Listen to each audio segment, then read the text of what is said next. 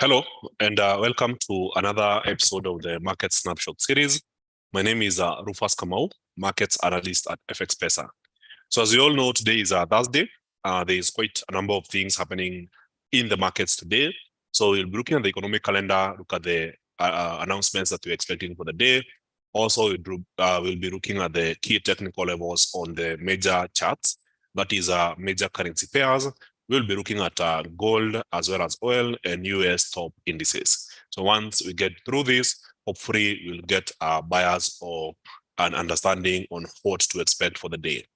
So once you join in, kindly type hi on the live comment section, and these will confirm that everything is working just fine.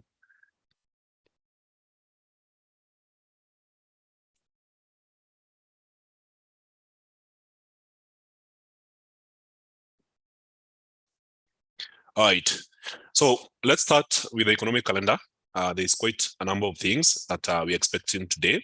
So yesterday, we saw the ADP non-farm employment change come lower than expected at 145K compared to the previous reading of 261K, and also an expectation of 208K, meaning that the number of jobs created in the US in the last 1 month is much lower than expected.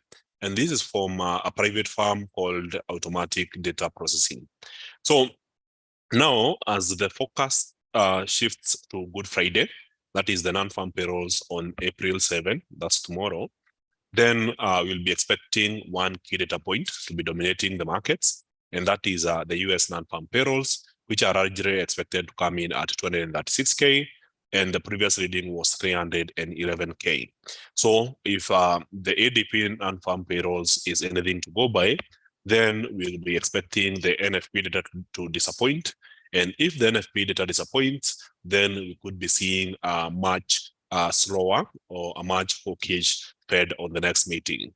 So we know that on Friday, the markets will be closed. That is the US equity and commodity markets. Also, European equity and commodity markets will be closed.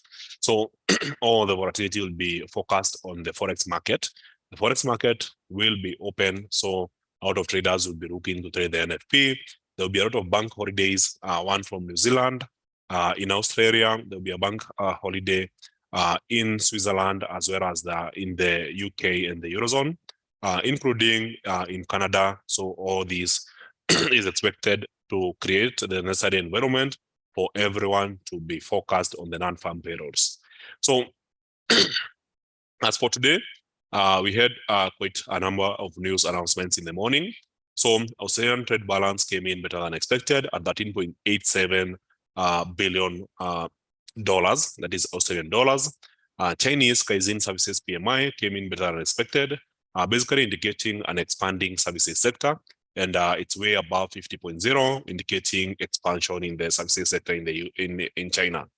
So Swiss unemployment rate came in at the same level, 1.9%, as the previous reading, as well as the expectation. German industrial production month over month improved to 2.0%, by 2.0% compared to the previous reading of 3.7%. However, the expectation was that it would contract, so this was better than expected. Halifax Housing Price Index in the UK came in at positive 0.8%. This is good compared to an expectation of a contraction of negative 0.5%. And all these is medium and low impact news. So the high impact news that we're expecting for the day will be affecting the Canadian dollar. And this is where we look at the Canadian jobs data, and this will be coming up at 3:30 a.m. So this is the most important data point for the day. So if you're looking to trade the volatility coming from the news, then this is what you should be focused on. So we'll be looking at employment change. Previously, it was 21.8K jobs. So now we're expecting that the Canadian economy created 10.2K jobs in the month of March. So if the number is higher than this, then this will be good for Canada. And if it's lower than this, then it's bad for Canada. But then how the Canadian dollar reacts to this is that if the job market continues improving, then it would be negative for the Canadian dollar. If it's worse, then it would be positive for the Canadian dollar. So we'll also be looking at the IVA Purchasing Managers Index at 5 p.m. So this could also increase additional volatility in Canadian dollar pairs. So besides that, then it makes more sense to get forecast on what we're expecting in the charts. So one of the most important charts that we've been focusing on is the Reserve Bank of Australia and how it has affected the Australian dollar.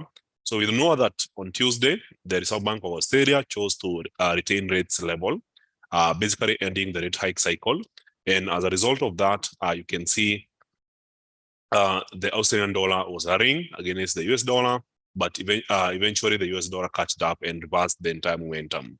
So after bouncing here towards midday yesterday, it went up right back to the same pattern and then back downwards, and now it seems to be bouncing back up. So if you zoom out on the 1 hour chart, you can see that we are trading in a big triangle. The initial break from the news was towards the upper side. Market pulled back, retested the area, went higher, but did not manage to create a higher high. So yesterday during the same session, we mentioned that this was a nice reversal. So we expected the price to go retest here, and if it breaks, to go to the lower trend line. So it went back to the upper trend line and now towards the lower trend line. And now you can see the volatility is getting slower and slower. So the point of focus today would be on whether the market eventually gets to break this particular trend line. So areas of observation should now focus on this prior pattern to see what direction the market will be breaking. So if there's a break towards the upper side, then it's long positions. And in this other case, if the market happens to break the lower trend line, then the idea is to go for short selling positions. So for now, the market remains within the prior pattern before the news. So we'll be looking at volatility coming from this. So the Reserve Bank of New Zealand hiked interest rates by 50 basis points yesterday. This was a surprise in the market. Everyone expected 25 basis points. Well, not everyone, but a majority of the market participants. So this big surprise led to a big spike in New Zealand USD before raising the gains later in the day. And today the market seems to be getting back into pattern. So this has been a common theme since yesterday, as we have been seeing the dollar index making some good recovery. So if you look at the price action yesterday, the dollar index was pretty strong, managed to open here and rallied and closed on a high. And today, it's seemingly taking a negative stance, or basically beginning to erase yesterday's gains. So if the dollar index continues being weak today, then we could be seeing other major currency pairs recovering against the dollar. So first, if you look at the pound, it's already doing that. So you are expecting that the pound would be making a pullback before continuing. So this did not happen yesterday. So the market played around this area, and eventually the last 3 hours are indicative of our original thesis yesterday. And now you can see there's bullish momentum getting into the pound USD pair. So the continuation bounces from here. So the price level was right, 1.24460 seems to be the key price level that the market was retesting. So from the 4 hour chart, you can see it was a previous high here, and now the market pulled back, retested the area, and now we're expecting a continuation higher. So this price action from the last 3 hours is indicative of a continuation of that trend. So the thesis that the market would push down further is now out of the picture. So New Zealand USD, as mentioned, it's now pulling back downwards. But then if dollar weakness persists for the day before you get to the NFP tomorrow, then this could be a bounce and you could be seeing prices moving much higher. So it's very important that you understand that this price level is not so distant from this. So this was a major resistance level. So this could be acting as a major support, and you can already see that it played out the same yesterday. So for Euro USD, perhaps one of the most directional pairs. This one, we expected a slight pullback before continuation. This overextended towards the lower side, but not by much. And now it seems to be holding on quite well. So this particular level here is indicative of bullish entry, and it's a major retest of yesterday's low. So not yesterday, but Tuesday's low. So Tuesday's low was right here. Yesterday pulled back downwards, and today, after bouncing here, there's a good chance we'll be seeing some further upside happening in the Euro USD pair, especially if the dollar weakness persists. So as for USD CAD, we are seeing some form of flag. So if you are a fan of trading flags, then this would be the perfect kind of flag to track. So the flag is making this shape here. So this is on the 15-minute chart. So after a big drop, let me try and make it cleaner.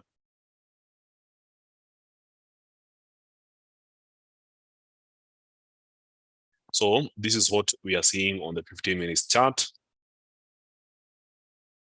So a market that was clearly and strongly bearish for quite a period of time, then we would say this is our flagpole. Remember, it's an inverted flag. So market makes a very strong directional movement and then starts trading within a flag, indicating some form of consolidation. So the idea is now to look for a breakout. So observing these two trend lines will give you the idea of when the market breaks out and what kind of position to take. So generally, if the market breaks towards the upper side, then it's going for a long position. And if the break is downwards, then it's a short selling position. So in this case, I would be more in favor of a short selling position, especially if we happen to see weaker jobs data in Canada later in the day. So this will be very appropriate to trade, especially during the announcement of the jobs data in Canada later in the day. So USDJPY, the JPY was pretty strong against other pairs, kept erasing the gains that we had seen in the previous 2 weeks. But now it seems to be weakening again. So you can see the dollar is making some impressive comeback since the bottom yesterday. And there's what we normally observe here as long lower tails indicating rejection of lower prices and entry of buyers in these markets. So if you look at other JPY pairs, then you have Euro JPY making also a very strong and impressive comeback here after the sell-off for the last 2 days. So in this case, we could be seeing a reversal and the market making a run for the previous high. So there is that potential that we could be seeing the market going back up. So it's the same thing for other JPY pairs. We are seeing a common theme here. So markets go down for 2 straight days, and now we are seeing signs of bullish entry. So from the first candlestick here, and then these two, then it's very clear that there's a good chance we'll be seeing some further upside. So for pound yen, I think this is the most aggressive one, having bounced from this area here. We are already seeing some strength here, and there's a good chance we'll be seeing the market rebounds and get back to the previous high. So this could be a play for the day today. So as for Brent oil, it's trading within a consolidation zone. So this looks like a rectangle or triangle. So the idea is that there's a range that the market is trading within. So if I pull this back downwards, then this is the range. So since the open of the week, the market opened with a big gap and has been trading sideways, hasn't broken this upper side, neither the lower side. So we'll be looking for a potential break to know the direction to take. But my bias personally is on the upper side since the OPEC decided to cut oil output. So in this case, there's a good chance we'll be seeing some further upside. So anything retesting 83.432, we could be looking for signs of bullish entry and target even higher prices. So as for US equity indices, we have the SP 500 making a reversal. This was on Tuesday, and yesterday some further downside, indicating that now prices could start going down. So from the daily chart, this is how it looks like. You can see the first candlestick here and the second one, indicating that the prices could be reversing and moving further back downwards. So if I zoom out and now look at the H1 chart, as the market keeps on going up, I'll be looking for signs of bearish entry. Perhaps we'll be seeing some further downside in US equities. Same case happens for USDJPY as well as the US Tech 100. So for now, the indication is that the price is looking to retest the previous high. So we are expecting some further upside, but if it goes upside for me, I'm on the bear side. So I'll be waiting to look for short selling positions on the lower side. So same case here for the Dow Jones, same case here for the S&P 500. So we could be seeing some continuation of the rally, but I'll be looking for opportunities to short after the rally has already happened. So the last chart I'll be showing you today will be the UK 100 or the FTSE. So the FTSE already did what you're expecting the S&P 500, the Dow Jones, and the NASDAQ to do. So after the pullback, that was on Tuesday, and then Wednesday trading this way. Today it has rallied all the way back to the resistance. So I'm expecting something similar to be happening in these other indices.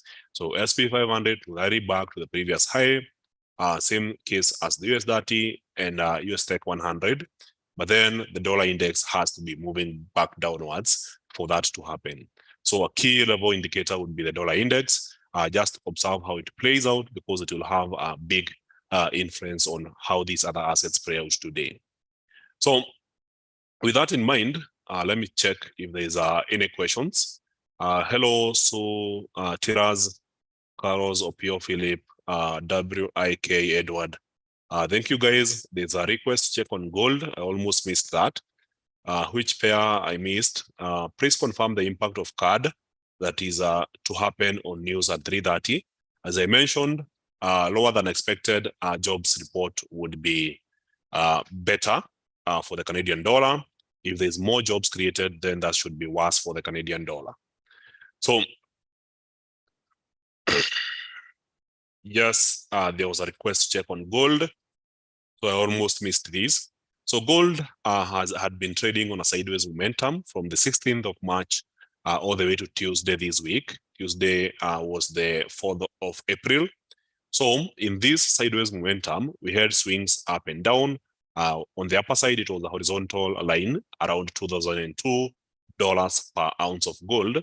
And we had a trend line on the lower side, the blue line here before the market broke towards the upper side on Tuesday. So on Wednesday, the market persists and continues pushing higher before short sellers push the prices down, forming a long tail or rejection of lower prices. And the market end the day almost at the same price as the opening price. So today, very in the morning, prices pull back downwards, form another long lower tail, indicating a rejection of lower prices. And the market have already started recovering as we enter the London session. So the idea is that gold has already broken this level, and the next target in sight is a level that we last saw as a high last year, and this was in March last year. So the level is $2,070 per ounce of gold. So in this price action here, as I was expecting some form of pullback to retest this area of 2002. So it hasn't quite yet happened, meaning that there's some form of early entry. So we could be seeing gold continue to push even higher to test that high. Remember, it's also a high that we saw in the last 2 years. So if you go to the weekly chart, then you'd notice that all the high during the COVID year on 2020 was also very close to 2070. The high last year was 2070, and now the market is headed to the same level. So in this case, the idea is to trade according to the trend, which is extremely bullish. So in this case, if we happen to see a much weaker dollar index, then the idea is to enjoy as the market keeps going higher, and a target of 2070 might be in the books. Maybe it will not happen today, but perhaps towards next week, we'll be seeing gold continue to push higher and get to the 2070 price level. So as for today, we focus on the current price action here, and it's very clear that the market is gaining some momentum. So once we recover the losses that we experienced early in the morning, then the next idea will be yesterday's high before we start looking at 2070. So that's it for today. Thank you very much, guys, and I hope to see you on the next session.